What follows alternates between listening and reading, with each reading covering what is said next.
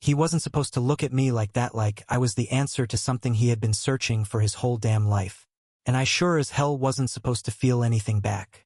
This was a deal, a transaction, a way to give him what he wanted. Nothing more. But America has this way of turning even the coldest contracts into messy, complicated stories. Especially when you're standing in the kitchen of a man who smells like safety, with a baby dream hovering in the air and a silence between you that feels too heavy to be ignored. Ethan Whitmore was everything I wasn't: steady, clean-cut, a man with roots buried deep in the Connecticut soil. A man who wanted a child so badly it ached in his voice when he spoke of it. And me? I was Adrian Cole, professional at running away, expert at burning bridges before I could even learn to cross them. I thought I could handle this arrangement. Give him the one thing he couldn't have by himself, then vanish before feelings could turn dangerous.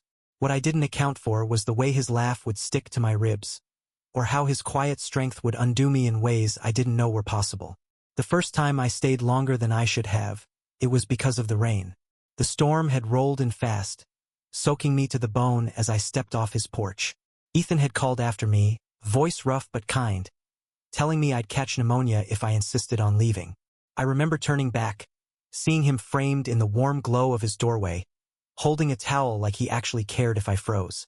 That's when I knew I was in trouble. "Sit down," he'd said, tossing me the towel. "You look like a drowned cat." And I laughed. God, I actually laughed. Something I hadn't done in months. It should have ended there.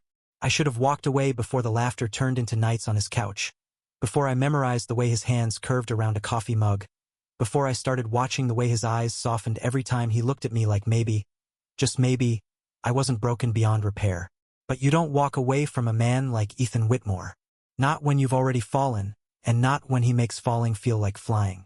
The thing about deals is that they always come with fine print. Mine was simple. Give Ethan what he wanted, don't get attached. The problem was, I never read the clause about needing him.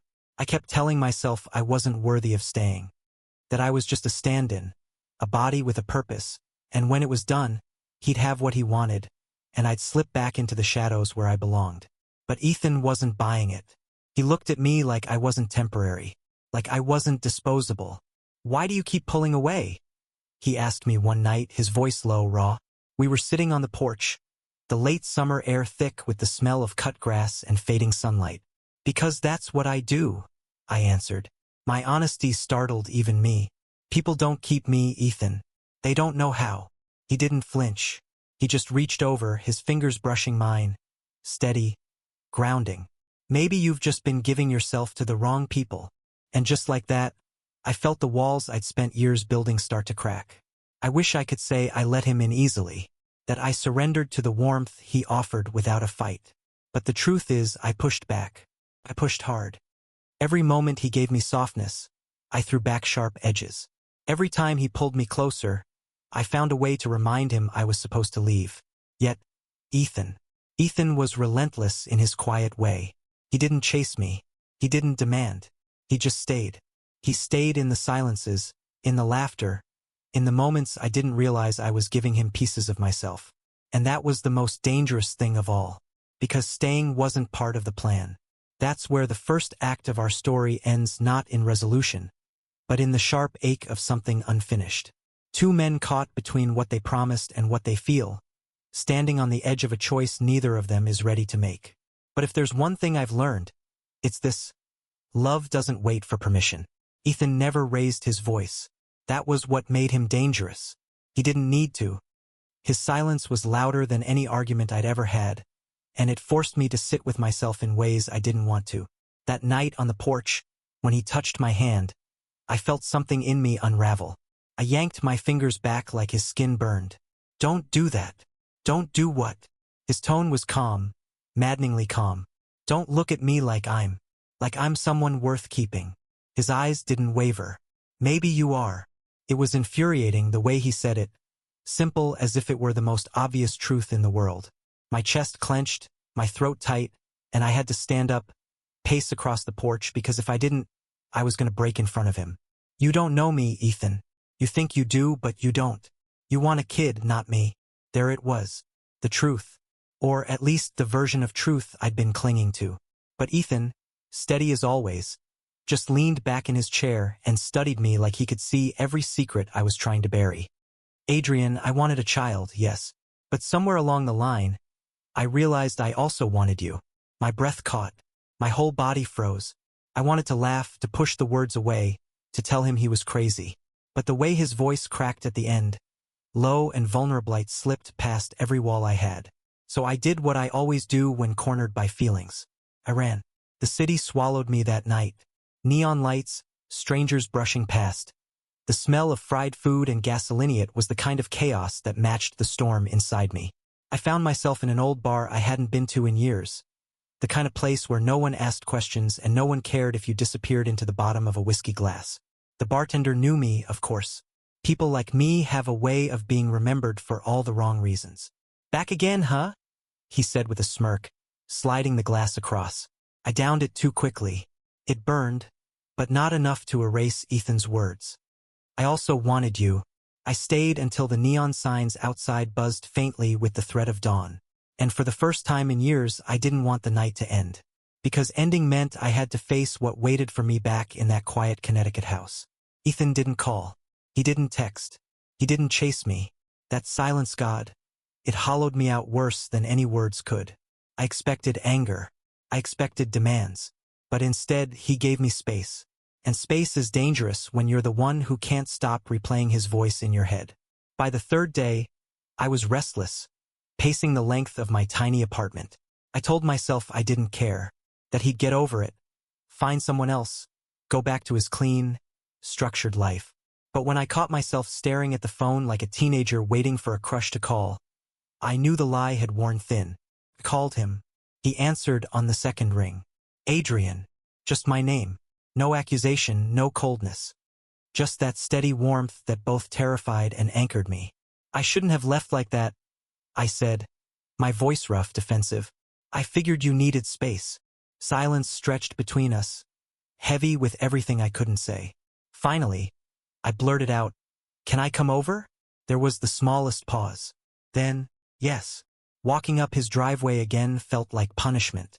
My chest was tight, my palms sweaty, like I was a kid coming home after breaking curfew. But the second the door opened and I saw him, saw the way relief flickered in his eyes even as he tried to hide it, something in me eased. He didn't make me explain. He didn't ask where I'd been. He just stepped aside and let me in. The house smelled like coffee and cedar, the kind of smell that lingered in clothes, in skin. I wanted to drown in it. Hungry? He asked, casual, as if my leaving hadn't cracked us both open. No, my voice shook. I didn't know where else to go. His gaze softened. This is where you go. That was it. For simple words. And I felt the dam inside me splinter. The following weeks blurred into a rhythm that felt dangerously close to something real. We fell into small domestic rituals, Ethan making breakfast while I teased him about his obsession with perfect omelets. Me fixing the leaky faucet in the guest bathroom. Both of us pretending none of it meant more than it did. But it did. It meant everything. Late at night, when the world was quiet, I'd hear him in the next room, humming to himself as he sorted through baby names on his laptop. And every damn time my chest would ache, because I knew I was giving him hope for a future that might not include me if I kept clinging to the plan of disappearing. One night I couldn't take it anymore. I walked into his office, leaned against the doorframe and said, "You really think you're going to be a good dad?" He looked up, surprised but not offended. "I don't think. I know. That's a hell of a lot of confidence." He smiled faintly. "Someone has to believe in me. Might as well be me. I should have let it go." But the words tumbled out before I could stop them. "What if you don't need me for that?" His gaze sharpened. "But I do need you, Adrian. Not just for a child. For me." I swallowed hard. My throat felt raw. "You don't get it. I'm not built for this. For staying." He pushed back his chair, walked over, and stopped just a breath away. "Then maybe you let me teach you how." And in that moment, with his hand hovering near mine, not quite touching but close enough to feel the heat, I realized I wasn't afraid of giving him a child. I was afraid of giving him myself. That was when the stakes shifted. It wasn't just about Ethan's dream anymore. It was about whether I could let myself believe in something I'd spent my whole life running from. And deep down, I knew I wanted to. The rain came hard that night, a relentless drumming against Ethan's windows. I couldn't stop pacing the living room, the storm outside only fueling the chaos in my chest. "Adrian, sit down," Ethan said softly, his voice a tether I wanted to cut and cling to at the same time. "I can't." My hands shook as I dragged them through my hair. "I don't know how to do this. I don't know how to be what you want. I never asked you to be anything but yourself. That's the problem," I snapped, too sharp, too broken. His face flickered with hurt, and I instantly hated myself for it. "You don't get it. You want stability, family, a future. I'm not wired for that. Stop." His voice cut through my spiral, low and firm. He stepped closer, rain still dripping from his jacket, his eyes burning into me. "You think I don't know what you're afraid of? You think I can't see it every time you look at me like you're already planning your exit?" I froze. His words landed like blows, each one striking at the truth I tried to bury. "You're terrified of being loved because you think you'll ruin it?" Ethan continued, his voice breaking now. "But Adrian, you don't ruin things. You're the one who saves them." For a moment, the only sound was the rain hammering against the glass. My throat tightened, my chest aching like it was being split open. "I don't know how to stay," I whispered. "Then learn. With me. And God help me, I wanted to. But love is never that simple." The next week blurred with tension neither of us spoke about. Days passed with small smiles and careful touches. Nights with the unspoken weight of everything we weren't saying.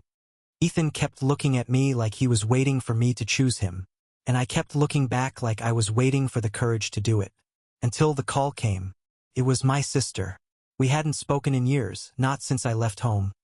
Not since I decided burning bridges was safer than watching them collapse on me. Her voice cracked through the phone, jagged with panic. "Adrian, it's Mom. She's sick. Bad." My knees buckled, and I sank onto Ethan's couch. Memories I'd buried under years of silence clawed their way back. My mother's smile, her hands braiding my hair when I was a kid. The way her voice went sharp the day I came out. The last words she'd said to me, "You're not the son I raised." Now she was sick. Now she might be dying. And suddenly, everything in Ethan's house, the warmth, the safety, the possibility of a future felt fragile. Like glass in my hands I didn't know how to hold.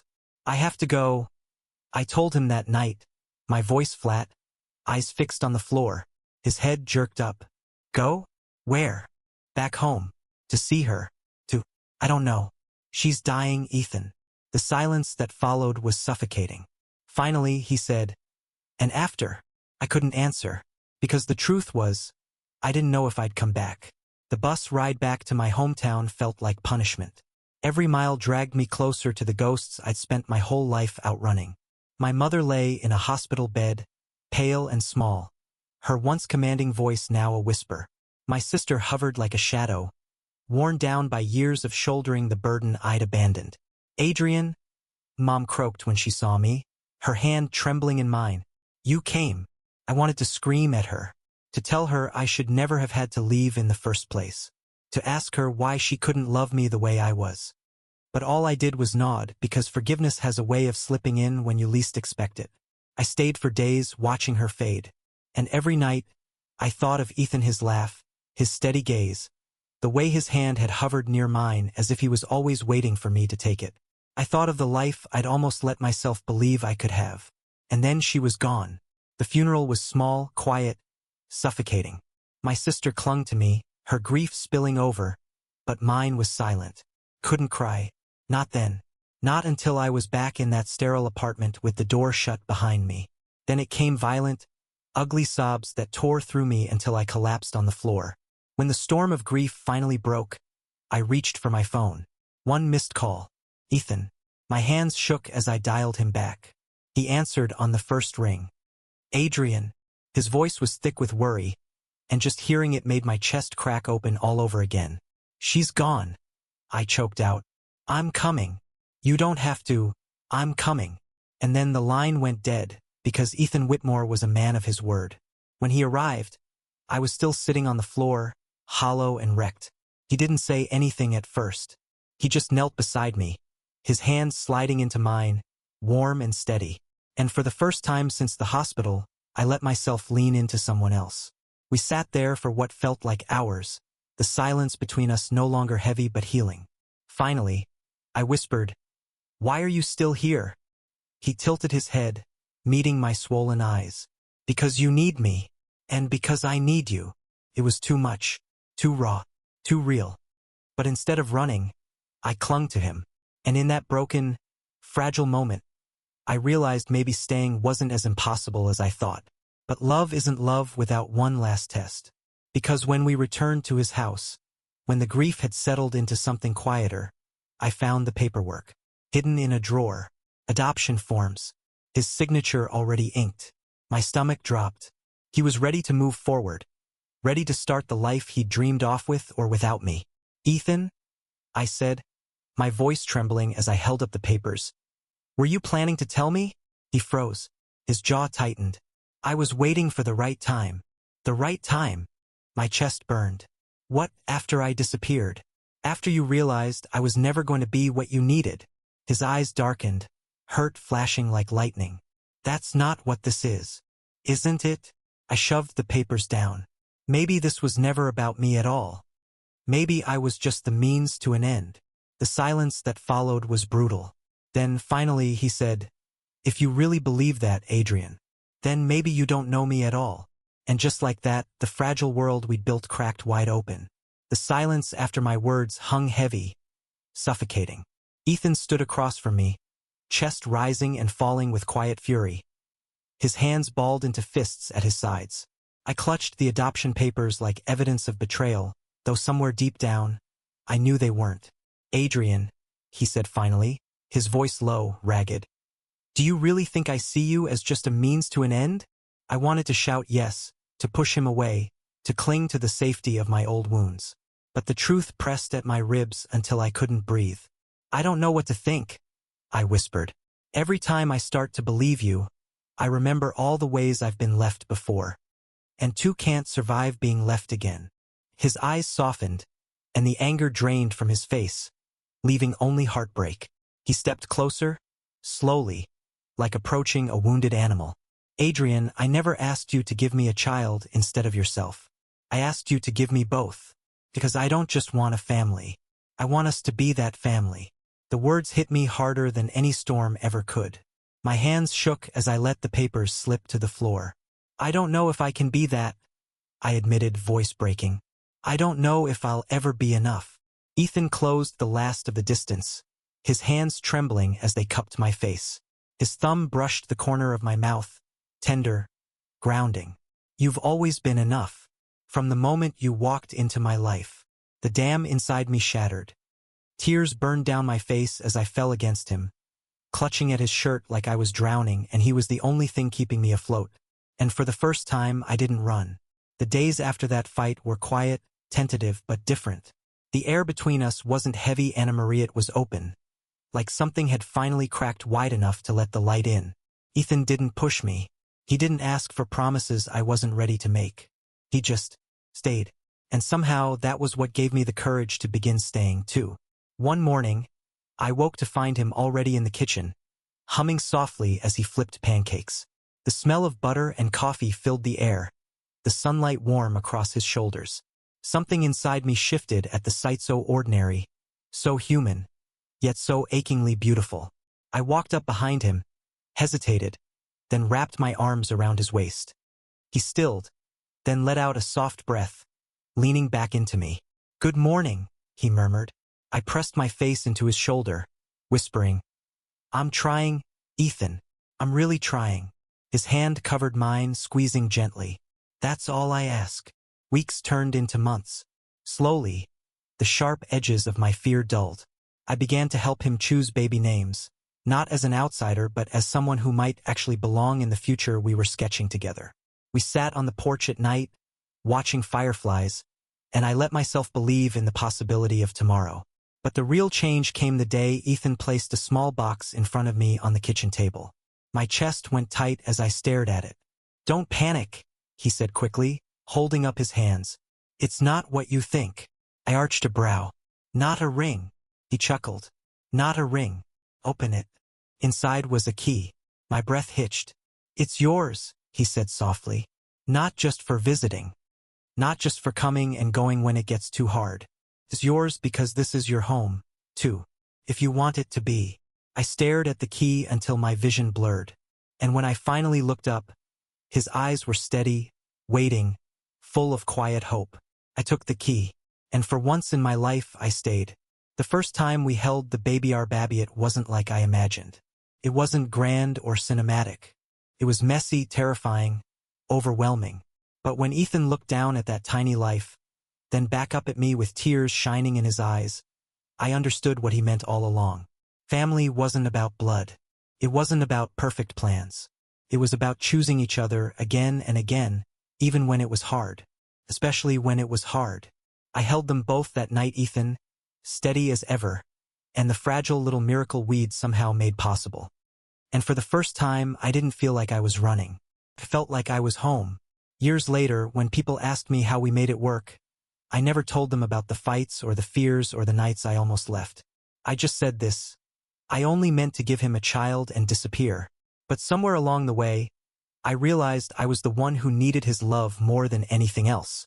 And every time I said it, Ethan would smile, take my hand, and squeeze it like a promise.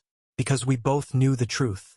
Love had saved me, and I'd finally stopped running. Thank you for listening. If you find it interesting, please like and subscribe to follow the next stories.